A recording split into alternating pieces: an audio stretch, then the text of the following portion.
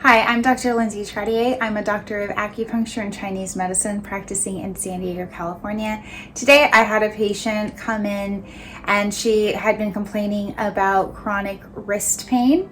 She also noticed that sometimes the pain and tightness was around her elbow and her shoulder. And I made a couple videos now with different exercises, but I thought we'd put it all together in this video with some advice I gave her. So after her acupuncture session, these were nice and loose, but she could still feel through certain movement that she was getting a pulling sensation here. So I watched her do the movement, and as she did the movement, she extended her arm, and what happened is she overextended. So we call this hyperextension of the elbow. You see how it's bending back here? I'm hypermobile as well. A lot of people are. So we have to use a lot of forethought into how we're going to move. We can't just overextend it like this. You'll also see as I'm pushing out my arm, kind of hard to see, but my shoulder is coming forward.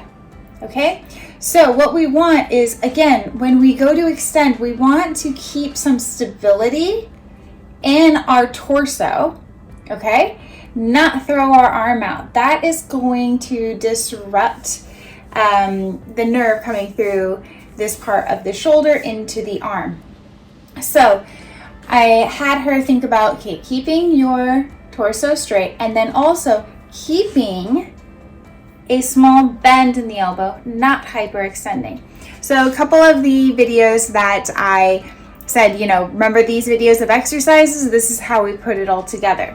Number one, she needs to practice in front of a mirror, holding something. This is our little sound machine, but it could be a can, it could be something small and light, something even like the hand sanitizer bottle.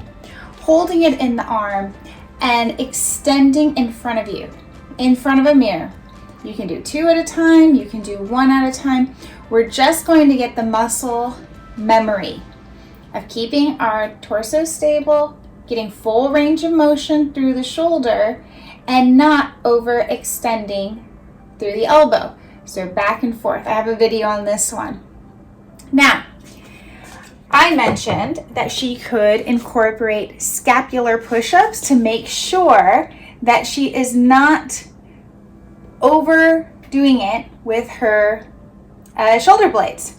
So when I went to the wall to show the scapular push-ups, I noticed that as I was doing the scapular push-ups, I felt a lot of tightness through here. So the next video is what I have been calling the armpit video to my staff to help send to patients. It starts with releasing the fascia up in the chest around the collarbone.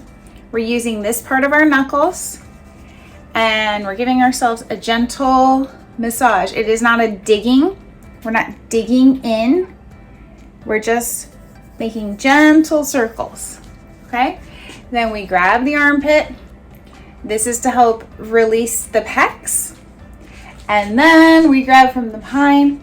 This is to help release subscapularis. Okay, so just a couple rotations through the shoulder. And you can see, this is a little bit lower than this one now. Okay, so again, other side. Switch. All right, if you want to insert the chicken dance. Okay, shake it out. So this is already feeling a little bit looser. Going back to the scapular push-ups, if I'm still feeling tightness through here, that means my upper traps, connect to the base of our skull here, and then connect to the shoulder blade back here. These are lifting the shoulders too high. This is when I do my wall angels, okay? I come up against the wall and I'm working on pulling down my shoulders.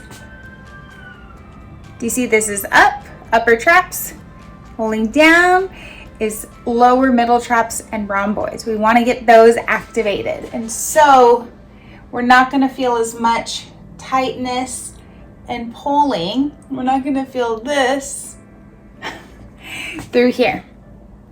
So when we're putting this all together, this is why conventional treatments sometimes don't work for people, because our wrist and our elbow don't exist in a vacuum. Our bodies are holistic. The movement, the pain, it's coming from all over the place, right? It's coming from how we're moving everything. Now, I mean, I could keep going on and on. Maybe her shoulders are tight because of her hip posture. Maybe her hips are tight because of what her feet are doing. Has she had an ankle injury? Did she sprain? This is stuff I go over in the clinic every day. We're assessing posture from head to toe, toe to head, fingers to feet, okay? This is what we need to know. If something's not getting better, if it keeps coming back, there's something going on in our overall mechanics. And what I teach my patients is that there are bigger joints.